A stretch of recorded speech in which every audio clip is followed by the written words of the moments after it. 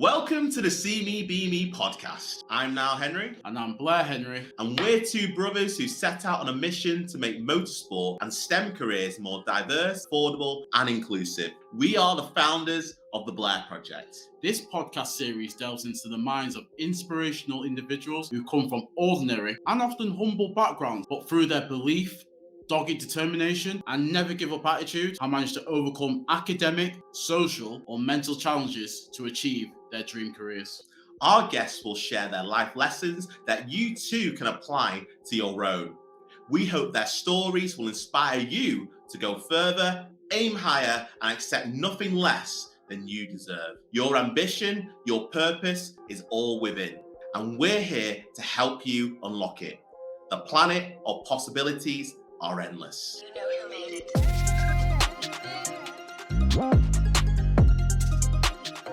Hello and welcome to the See Me, Be Me podcast. Today we are joined by a very special guest, Tyler Rousseau from the United States. Welcome to the See Me, Be Me podcast, Tyler. Hey, thank you for having me. No problem. So Tyler, can you tell our audience who you are and a little bit about your background and how you went on the journey that you are on now? Yeah, who I am. I'm the son of Leroy and Alcidine Rousseau. I grew up in Virginia. I got into cars really early at a young age, at like probably 4 years old, because my dad was a diesel mechanic in the Marine Corps. So I was around cars like very early on in my life. And I grew up and eventually joined the Marine Corps myself. And that kind of is what led me out here to the West Coast. And yeah, from that point on, I got out of the Marine Corps and I started, doing car sales. So I would sell, I went to, dealerships around the area and be like, oh man, yeah, there's a lot of cars here. Let me, try to sell those. And then kind of got like, tired of being in the town I was in because it was really small and I just, wanted to do more things. And so I moved to LA and I started working for a film producer for a little bit. And then maybe about a year and a half in, I found a program where I could utilize my my GI Bill, and I went to film school with that bill. And so I stopped working for him, and then I just fully went into like the LA Film School. And then from there, I met like a couple of business partners that I worked with, and we started a production company. We had a couple of films that went in the Cannes Film Festival that we shot right out of film school. And then from that point on, I got heavily into film production, from producing, gaffing, from everything, commercials, music videos, feature films. And throughout my whole course of living here, of course, cars are a major part in the California culture. So eventually that snowballed into me gearing my filmmaking now into the automotive world. So I can basically I got to combine the two passions, that I grew up loving. Yeah. So that's what led me here today. And I suppose going back to when you were little is, from when, if you take you back to like when you were 6 years old, was the Marines something is that what you set your goals on at that very young age, or was there other things that you had in mind that you wanted to be?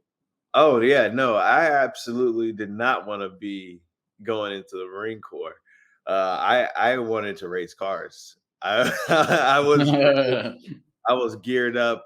I kind of got primed early because when I was in school, like in the early 90s, mid 90s, like I had friends that were stationed in Japan and would come back over, and one of them brought like a best motoring tape, I had a bunch like some option 2, videos and things like this, Initial D on VHS and stuff like this. So I was introduced very young into the culture. And yeah, that's really where my focus was. I got into like art and drawing and then photography and film, stuff Yeah. like that. So I kind of got into that in high school. So those passions sparked, the film and stuff sparked way back early in the day. Um, Mm. but yeah, it all kind of snowballed into what it is today. And just going back to your childhood, Tyler, who were some of like your role models and your idols growing up? Oh man, Ken Griffey Jr. I played T-ball and baseball, so I was like a big Ken Griffey Jr., but I was also like in racing, like Ayrton Senna, like was like one of Senna. the first persons that I Mm. got, you know, to know who they were, through my dad and stuff like this. So it was pretty cool having like and having all kinds of race and watching Michael Schumacher come up through the ranks and all that stuff too. Yeah, Was the Schumacher was mine as well. Just hearing his backstory and the dragging Ferrari back up to the glory days. That's the person who inspired me to go down the career racing as well. So just really inspiring hearing their stories. So go from, it's a great and a fabulous circle, your story of, starting off really young, working on cars, fixing them, but also having that passion to want to race, and then transitioning into, going into filmmaking and creating content. And now you're back in the automotive world, filming racing. How has that been, that whole experience? A little bit surreal because it's kind of seeing a lot of things come full circle. Uh, so yeah, it's been very rewarding, and also kind of it kind of gives me confidence to keep doing what I'm doing. Talk us through, you said you've done some, you've gone and created some content, some films that have appeared at the Cannes festival. What were some of those films? Well, there were two short films, like Green is Red. It was like um, a story about like the destruction of war and what it does to families, and kind of Wow. shows the human side of things of what it both does, like on both sides. And the other one was called Ugly Flower. It was about, a kid who was going through like the emotions of someone older passing away and stuff like this. So he was dealing with that. And it was kind of crazy because that director, turns out, like 10 years later, we ended up doing a film that he wrote during this time period. Um, and we had just now released that feature film in Colombia that Wow. we shot of that script, and it was similar. It's kind of similar in the same vein of the first story I told you. It shows the what happened with the Colombian conflict with the government and the FARC, and what the people went through down there. Wow. So it's kind of a similar situation with the story of just kind of showing like, like wars, how bad war really is, you know what I Yeah. mean? Some of the people who maybe get pulled in on each side, but not knowing the real uh things that are going on.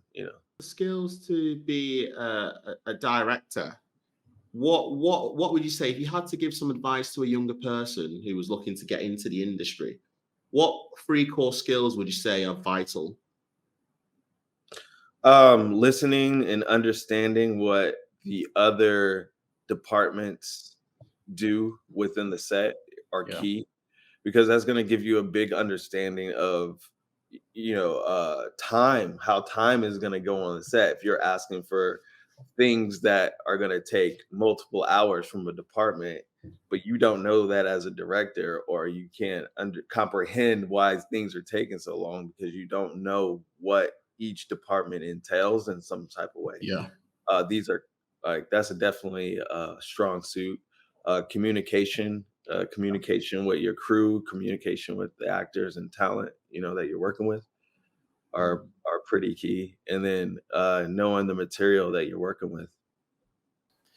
And earlier, Tyler, you're saying you're from Virginia and you made the move to Los Angeles. Yeah. and that was why you to pursue like education in film. So, well, what were your thoughts leaving home to pursue your dream and just going into an area that you'd never been into before? What was that experience like?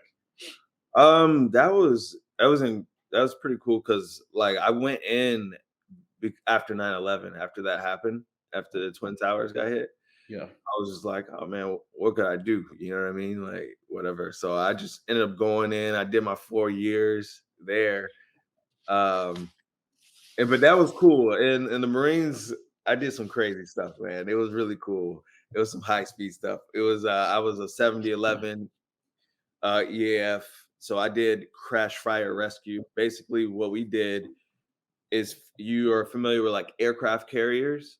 yeah, When the yeah. jet lands, we would catch the jets in the arresting gear and bring them to safety, basically stopping them from going off the edge. Oh, But we did that also like on land as well and expeditiously. So we would drop like let's say mobile matting down from like airplanes and they would land on the field and then we break those apart and like lay out a runways basically so birds can come in, land, refuel, rearm, and go back up and fight.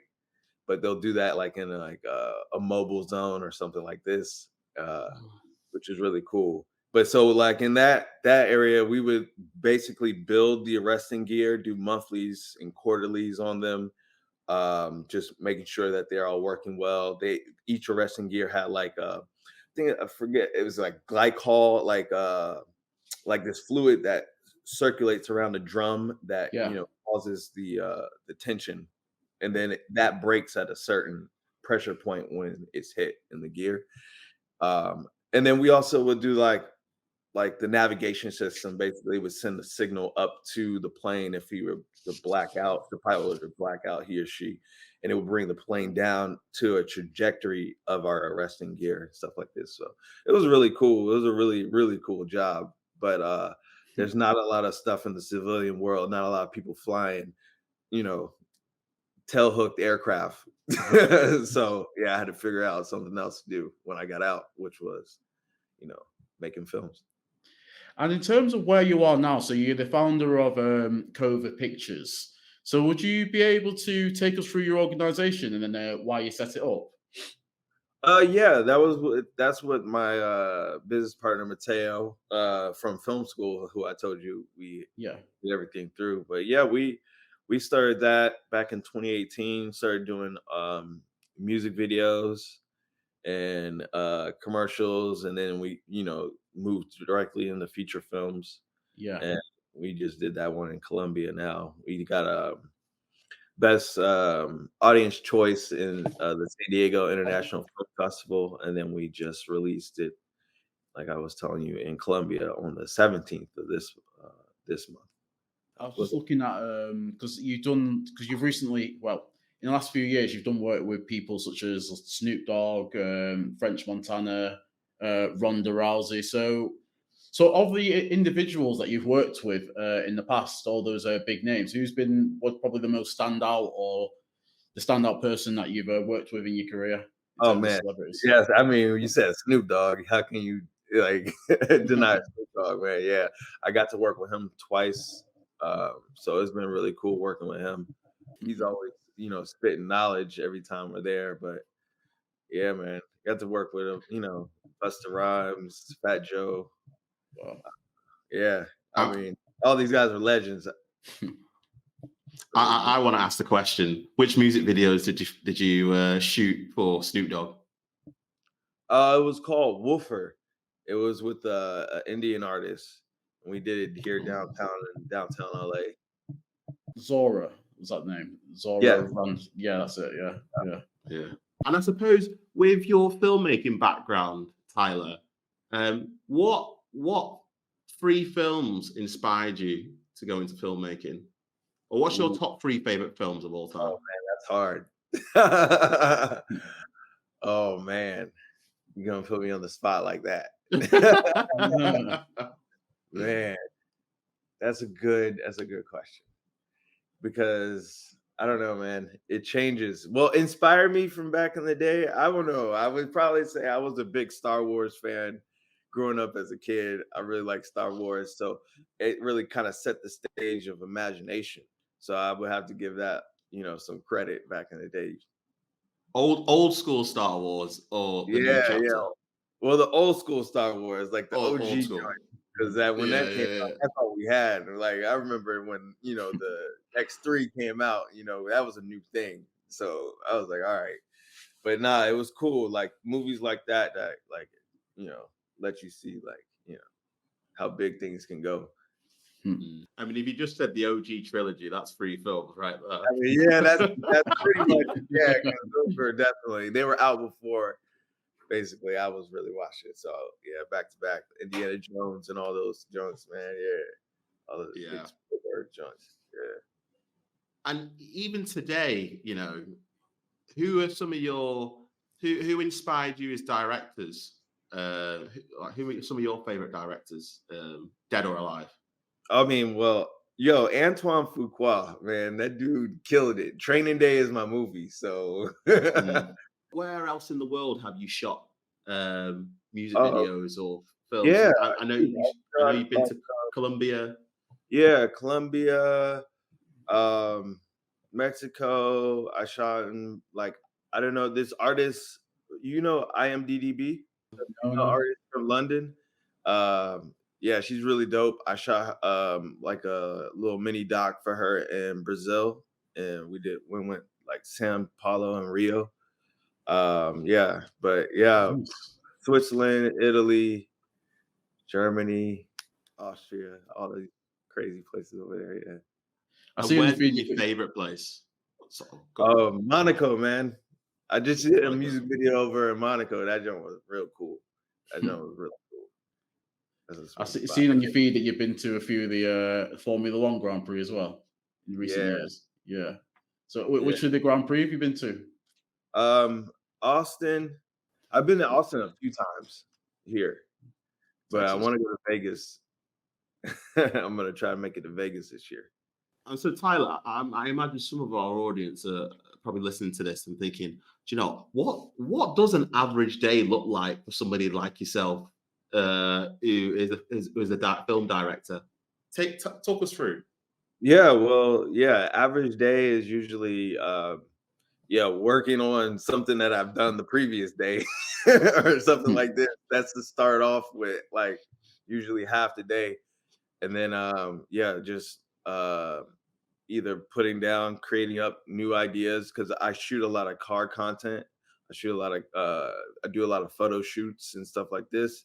So I'm always planning shoots, arranging, setting up cars for like the next day, and then I'm usually editing the film or video, and then also editing the you know, what I want to do in my mind. Yeah, reaching out, setting up meetings and for new projects and things like this, and creating space and time to create.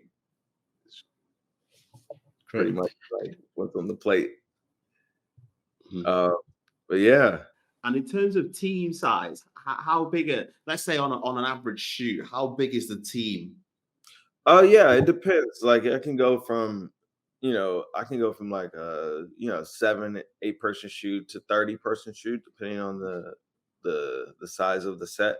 Or bigger, depends on. Uh, but yeah, it always just depends on what the actual scale of the set is and what we're doing that day. Mm. And now, like a music video, people just see, 2, 3 minutes long, or maximum sometimes 4 minutes long is the music video. But there's a lot of work that goes into creating that video. What is the sort of length of filming a music video? Is it a day, 2 days? What's the general? Yeah. Yeah, it definitely and back to depending on like the scope of the vision of the whole thing, how many scenes, how intricate they are, if it's like you're shooting overnight, but and then that'll entail like also like what is the shot list and what do you need there? Is it like a one person shoot? Like yesterday or 2 days ago, I did like a music video. I did a photo shoot, and then the artist was like, "Yo, we should just shoot clip, and I made that like we had like maybe two takes before the sun left. And I just shot a whole music video on that with that, and you can do something like this if it fit the song, it fit like the vibe and the mood, and that worked. That worked really well. But then there's other times you have to tell intricate stories. So it could be like a 2-day shoot, 3-day shoot, something like this where it's pretty big or heavy in like stunts or, post After Effects. So you have to do maybe a lot of green screen work. So Yeah. yeah, it varies on the type of project you're doing. And then Tyler, because obviously we've been following your journey for a very long time now via Instagram, and it seems as well as being a film director, you're also doing work in Europe for I believe it's the GT4 European series Yeah, yeah. photo shoots. And are you doing a bit of a driving yourself as well, or is it just strictly for the photo shoot as well, or I wish. test driving any of those cars? Nah, man. So I'm filming a documentary on Yeah, Jordan Wallace. yeah, He's so last year he raced in the DTM series, yeah. DTM Trophy series, but he was the first Black African American driver to drive in that series. So Wow. I was like, "Yo, man, we need to do a documentary on you, man. And the world needs to see that." So we started doing a documentary about the journey of his racing over in Europe, and that's what led me over to this year because he's racing in the SRO. So he's in the GT4 and the Porsche with Allied Racing. Yeah. And so we're following him this season. And then hopefully next season, we take it somewhere GT3, Super Trofeo, Porsche Super Cup. Oh wow, well yeah, yeah. So I'll have to keep a lookout for him. So see how far he can get up in his career. And then just Yeah. going back to you yourself though, Tyler, in terms of setting up a business in the film industry, did you encounter any barriers that to stop you from getting where you wanted to get to? No, in some type of way. No, I mean, yeah, you set your LLC and you kind of just organize what you want to do. And yeah, I think there are barriers. I mean, I think financially there are things that you can see that you want to move that you may not have at the time, but you Yeah, just you kind of set your goals and say what is it going to take to get here and plot it out. And yeah, I think it's definitely it's nothing easy about it, but I don't know. I think I said yes when I could say no. I mean, but I think looking back in comparison to some of the things that, it's not really an issue. You just really got yeah. to dig down and set your goals and accomplish it. Maybe look at the vision that you have and, pick a way to get there. And then I guess more personal question to yourself, but what would you say has been the proudest moment of your career thus far? Um, that's a great question. I think the proudest moment is just when people write me and be like, "Hey, oh, you inspire me. Like, keep doing what you're doing," or like, or they check out whatever I'm doing, and or my photos, or like the trips overseas. I think that's really the highest form is inspiration, and if I can leave my mark or help inspire somebody to go and do something that they weren't initially thinking they could do, I think Yeah, that's the coolest. Now, I've got two questions here, Tyler. The first one is, as a filmmaker, how easy or difficult is it to choose the cast of the films that you produce? And two, I imagine filmmaking requires a lot of patience. Have you mastered the art of being very patient? Yeah. Yeah, I think patience is a big thing. And like, for example, for the Colombia film, the film we did in Colombia, Soma Echoes, it like we were working with um the government there to be able to shoot on like the military base. And so we got the approval, went through all the steps, and then they had a change of presidency. And so we had to literally start everything back over again, the whole entire process of getting uh the approval of getting, the okay to shoot the project, to shoot it on the base and all this stuff. So uh yeah, things can change, but in the process can go long. So patience is definitely a virtue when it comes to uh filmmaking. There's a lot of variables that maybe you wouldn't ever expect, but they can happen. But you just got to deal with it, and I think it's about rolling with the punches. Yeah. Mm. And choosing the cast, is that an Yeah, easy thing or difficult? choosing the cast is yeah, it depends on, yeah, if you're directing at the time or producing, they're two different things. For that one, I was producing that film, let's say for the Colombian film, but definitely when you are directing, and I think it's you work with the script, or you either wrote it or you worked with the writer, so you have a good idea of where you see the character initially. So when you do have the casting, I think is a gut instinct. But you have here, we also have like casting agents, so you can look and revert to old films or something that you're like, oh man, they killed in this casting. You can look up that casting director and be like, hey, would you be down to come on board? Send them your project and propose, the Yeah. whole thing. And that can help you if you're not in the position of knowing or feeling it. You can help trust and rely on the person who you think could help you out the most. And speaking of not knowing, and that whole thing of finding somebody, the whole process of networking. Let's say as a young person, or even as an adult who might be in a chosen career, but is looking to change and has always wanted to get into the filmmaking industry.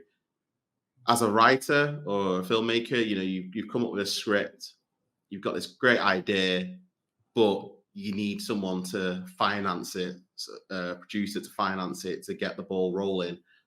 How do you go about with getting that one off the ground and getting somebody to commission your script? Yeah, I mean, the first thing is to make sure you have a concise piece, like something that somebody would want to invest in, that can see a solid project. That's going to be number one, because that's going to help you the most. Like if you have something that's not put together well, or is not really connecting with whoever's going to read that first 10 pages of your script, that's going to be the most important part. Once you have that, uh it can vary. Like it could be family, you can crowdfund, you could, for the funding, you could be a really great networker and build yourself a network, either online or in presence of your community, or going outside your community, to raise funds, and putting forth proper pitch decks and stuff like this are really what are going to help push the project when it comes to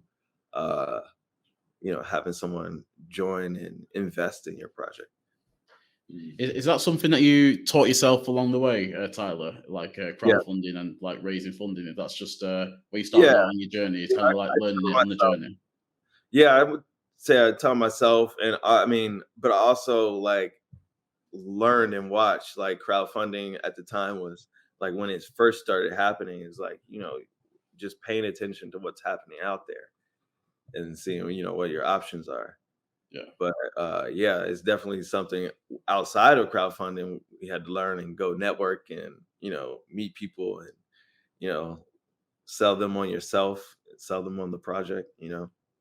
Now, the next question I'm going to ask, Tyler, is quite a controversial one, and it's been in the news recently, with the actors' strikes over AI looking to be used within the filmmaking industry, um, to almost replace, to use um, lower paid actors' faces so that they can use them in films, and not pay pay them initially, those individuals, but for future films they don't have to. And now we've seen things like ChatGPT and now fully embedded in the work streams across all industries. And now I've seen people been able to create scripts or books using AI. Do you think this will be this will be a huge challenge within the film industry in terms of writers there? You know, they might not get those opportunities anymore because AI can do it themselves, or these film producers can just be like, right, well, AI's done that, I can just roll with that. And two, do you think there will be, we will, AI will fully just embed itself in within the film industry, or do you think there will be changes or there'll be a halt to it? What's your thoughts on that? It's very difficult, this one, because it's almost like, when have we ever seen technology stop? So far, every Hmm. time it's always progressing, it's always progressing. So it's a difficult battle. I think it's wrong because, we have, these stories are mostly about people, and these people are the people who are creating these stories off of real life experiences, or they're sitting and going somewhere in their own mind, exploring their mind and creating a fantasy world. You know what I mean? So then you have this technology that comes along and does it in 3 seconds or less, and it just instantly puts people out of jobs. So no, I definitely don't agree with it. But here, like, the other thing is, you have a studio system that's also fighting, like, for it in such a strong way that if you don't fight now, I don't think you're ever gonna get what you're owed as a writer or a gaffer, electrician, Yeah. anyone on the movie industry. So I think the time Yeah. to fight is now. But it just seems it's terrible. There's people moving back home from here. People are losing their jobs, and the studios seem like they're willing to take it, to the max. So um, as far as the technology goes, it's it's useful. On, like, I can't deny it. Like, if I wanted to, like, put something in, or know something, or just get a quick ask a quick question so I can see what it says and do my own Yeah. research off of that, that can help me move faster in my day-to-day life. But as far as, like, taking people's jobs, or this, like, doing things like this, it's not cool at all.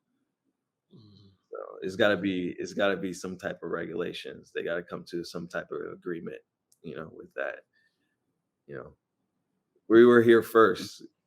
you know. Yes, definitely. It'll be definitely interested to see where that goes in the future. With yourself, Tyler, want to go, let's say, because we're on topic of the future, in terms of yourself and your own career, what sort of legacy would you like to leave behind? Let's say in 10, 15 years from now, or maybe even further into the future, how would you like to be remembered, let's say, in the film industry? Um, yeah, in the film industry,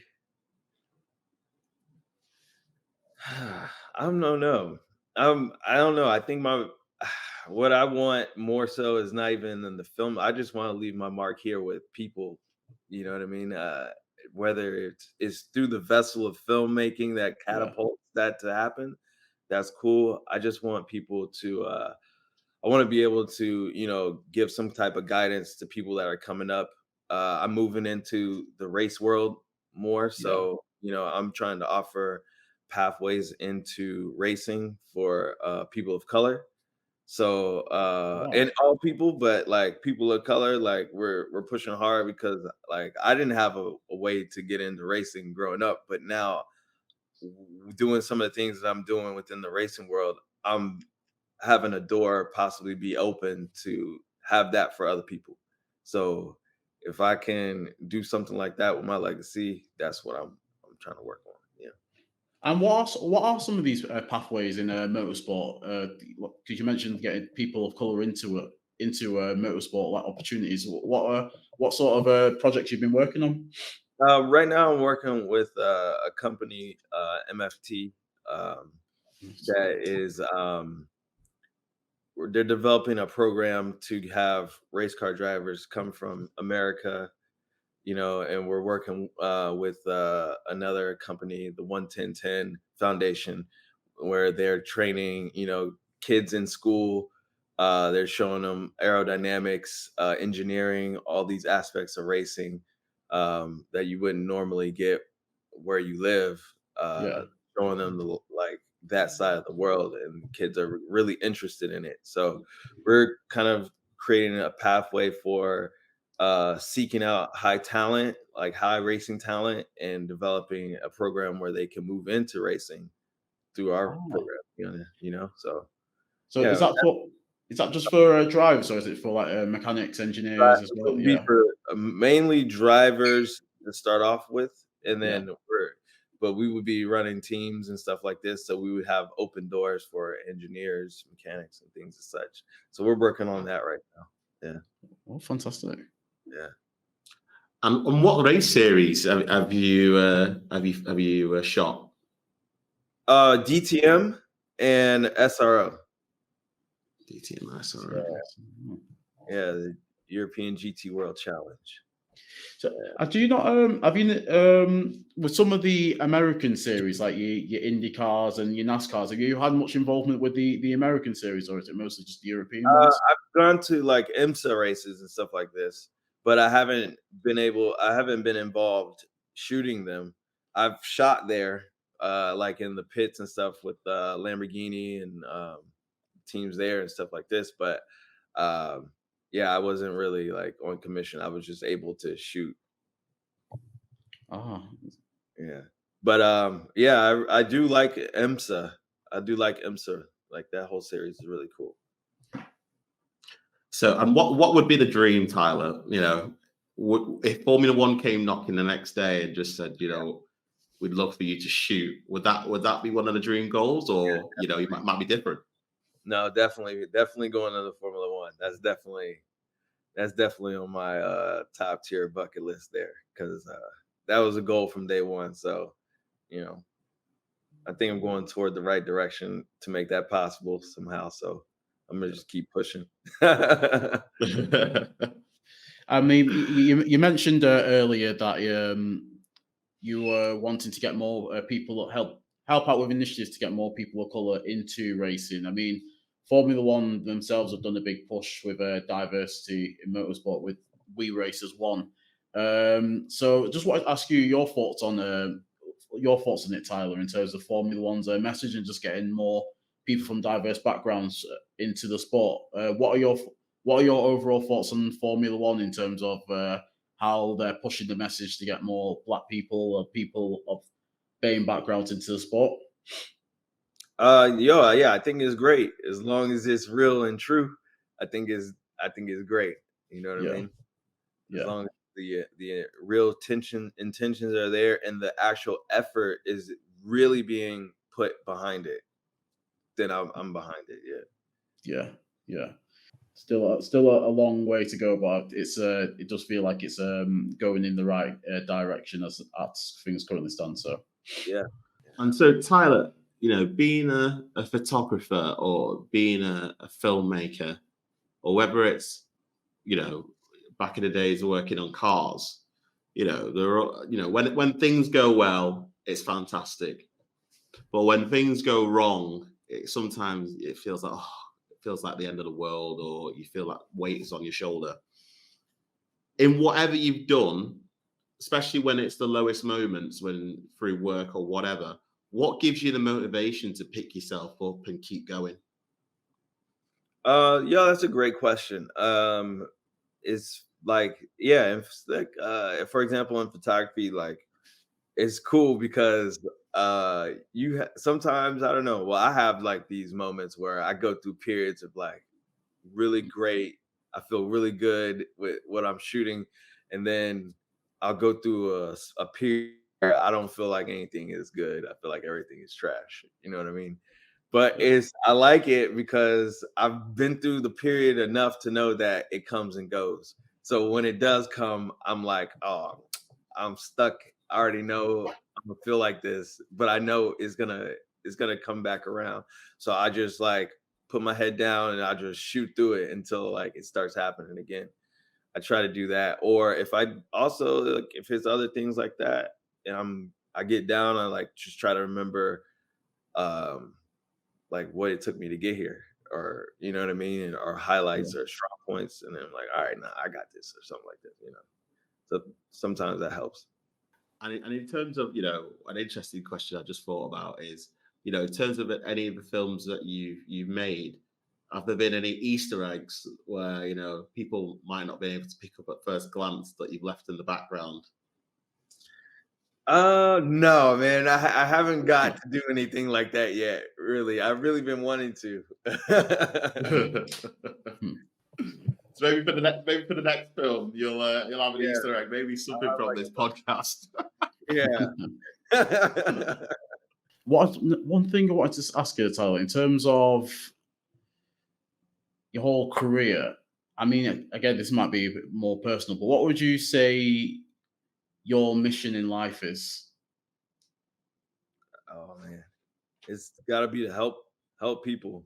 You know, I think that's really my mom is like that, man. Like she helps everybody. She works with like teen mothers in the school system and stuff like Yeah, that. And she's retired now, but yeah, man, like she's definitely an inspiration. I couldn't be around her for any kind of time period without that rubbing off. So yeah, that's she gave that to me. I gotta help people with whatever skill set that I have. yeah, yeah. And then final question before we go on to the bonus questions, which is three little fun questions. Yeah. Were there any films you watched in the past where you were like, oh, I wish I was in that scene, or I wish I directed that bit? Oh man, yeah, Fast and Furious, man. Which one? All 10? The first joint, man. The first one, man. It was just the time, man. And like when that came out, the whole movie theater was it was a whole car show. There was probably not a single car in the car lot that wasn't fixed up. It was just like you walk out, it was a whole car show. So we went in that movie like, yo, they better not mess this joint up, man. Because if it was this for the culture. But yeah, after like watching it, it was like, dang, man, yeah, I wish I was there for that. Yeah. And which scene in particular in that first film? Probably. Go on. Probably. I mean, well, when they were driving under the semi truck, that's some stuff like y'all don't know, man. I'll be getting down in the whips, so man. So like going under a semi truck, man. I've thought about that many times. And actually, being a motorsport head and a car enthusiast, what's your favorite car of all time? Oof. Man, that's oof. Oh, all time, man. Oh. All right. The Alfa Romeo 33 Stradale. They actually just released a new version, like maybe yesterday or 2 days ago. But that car is such a beautiful car. Like it's a beautiful classic car, 60s car. I think, man, probably though the other one, I have to say this one because it's so legendary. But I was at Imola in Italy and I seen like this BMW M1 Pro car. Man, that joint came through the chicane at the top and it just like went down toward the downhill and it was just blowing like 8-foot flames, just like out the rear. It was just like the beautiful thing I've ever seen. And the car sounds amazing. So yeah, that car forever will be etched in my mind, Well, what we're going to do now, Tyler, is we're going to head over to the free bonus questions section of the podcast. It's three fun questions, but I'm just going to warn you, the first question I ask, it's fun, but I do judge my guests on the answer that they give me back. All right. And this could determine whether we carry on with this podcast as well. So here we go. Drum roll. Does pineapple belong on a pizza? Oh, nah, bro. Nah. I mean, all right. Nah. Go on. It sounds like you've got a story to tell with this. No, so Go I ahead. started. I had pineapple on pizza like around the time when Ninja Turtles was popping back in the day, and I liked it the first time, and then yeah, after that it would never taste the same, and yeah, it's been ruined for me for the whole time. Nah, I always say to everybody, like, take the pineapple off the pizza, have the pizza first, and then you can have the pineapple to help with the Yeah, digestion. You just yeah, don't have the pineapple on the yeah, pizza. yeah. It gets weird. It gets weird. It gets weird. It doesn't belong there. But I'm so glad. I'm so glad we can carry on with the rest of the questions, Tyler. That we're on the same page here. Let's say if you could have a special ability, what would it be and why? Mm. If I could stop conflict in the world, that would be a superpower I would take. That's interesting one. We've not had that one before. Yeah. No, we've not had that one. That's interesting. Do you think the world would be a peaceful place if you could stop all conflict? I mean, it would be more peaceful. I don't know if it would be completely. Hey, this is a start. It's a start. Yeah, it's a start. It's a start. And then this is a good one. So, if you could throw a dinner party tonight, later on this evening, Tyler, and you could invite 3 people, living or dead, to this dinner party, who would you invite? Oh well, Aaron Senna's pulling up. That's for sure. Senna, yeah. DMX is coming. Oh, DMX. Oh. Where the dog's at? Yeah. R.I.P. DMX. R.I.P. DMX. And then my mom. Oh, that's a nice one. Yeah. Most definitely. She got to be there for that one. Oh. Do you think your mum could put up with DMX at the dinner table? Yeah. Absolutely. I could just picture it like now. Like I can see Senna. He'd be trying to get a word in, but DMX would just be like just talking nonstop, and everyone's just enjoying it. And Senna's like, oh, okay, I can't say anything. But no, that would be a really good dinner party. I'm not gonna lie. I wish I could turn up there. Yeah. No. But we're coming to the end of the podcast. Thank you for coming on and being a guest. For the listeners, where can they find out more about you? Social media links, website, where can they go? Probably best place right now is going to be my Instagram, Tyler Rousseau, Tyler_Rousseau. So you heard it here. Have you got a website as well? Do you want to plug or any films that the audience can watch or anything like that? Pictures. Yeah, COVID pictures and COVIDpictures.com. You can check us out there. Yeah. Go and watch some of the films, guys. I certainly will be later on this evening. I'll be going out and checking out some of the content as well. Really interested in seeing that film in Colombia and seeing the story behind that. Yeah, thank you today. No problem. And hopefully, we look forward to following you on your journey. And then, we could see a feature-length film in the cinemas directed by Tyler Rousseau. So, I'm putting it out there. I'm putting the positive energy out there. And we'll get you back on. We'll get you back on as a guest in the future. Yeah, it'd be an honor, man. Yeah. Cool. And just one more thing as well to let the audience know. We and Tyler go way, way back. We were, we've been following each other for over 6 years on Instagram.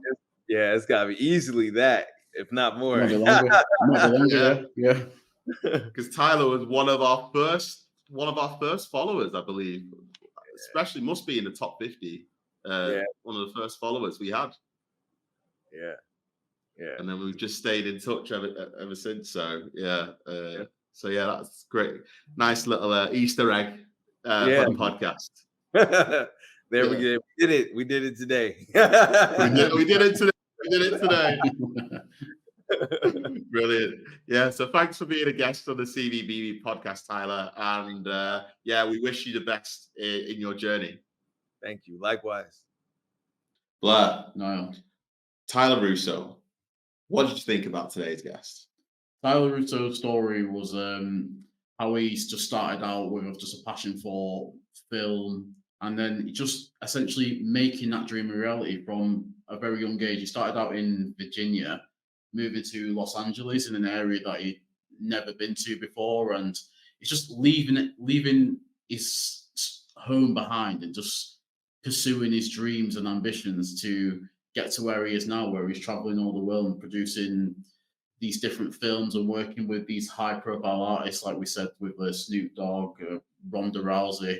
It's just really inspiring. And if I'm being honest, we've been following Tyler's journey for at least 6-7 years, like when we first started our Instagram at the Blair Project, and just to see him go from strength to strength each year and following his journey, it's been a great journey, and I'm interested to see where he's going to go in the future. What about yourself?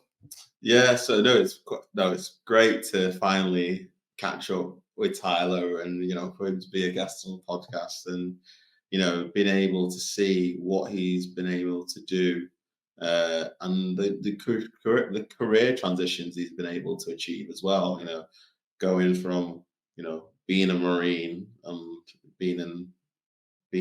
working in the army almost, to then doing that for a couple of years and transitioning to working and going to film school. And I think he said it was through meeting somebody that they said to him, come on down and get involved in filmmaking. And through that experience of somebody inviting him and showing him the ropes, he enjoyed it, loved it. And it sounds like when he was growing up, he was always creative as well, from working on cars.